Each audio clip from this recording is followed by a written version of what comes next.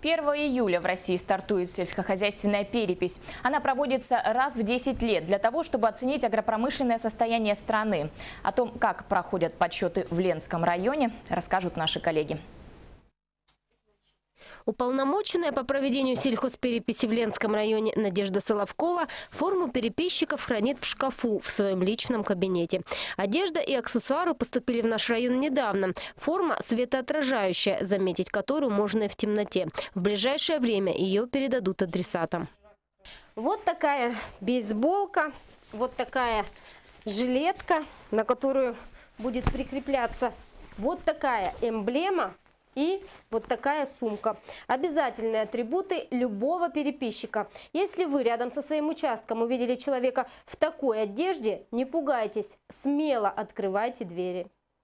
Увидеть на улице человека в темно-синей форме можно будет уже 1 июля. В этот день в стране стартует сельскохозяйственная перепись. Продлится она до 15 августа и поможет определить состояние агропромышленного комплекса России.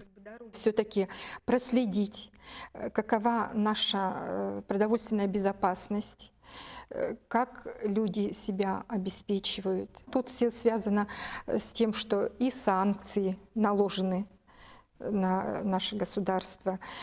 Поэтому государство, правительство идет навстречу и хочет, в общем-то, немало делает для того, чтобы сельское хозяйство стало с колен наконец-то. В Ленском районе подготовка к сельхозпереписи началась еще год назад. За это время переписчики сделали предварительный обход будущих участников переписи. Они посетили более 3000 сельхозобъектов от крупных предприятий до дачных участков. С 1 июля переписчики посетят респондентов уже с анкетой. Никаких документов требовать не будут. Ответы запишут со слов хозяина участка.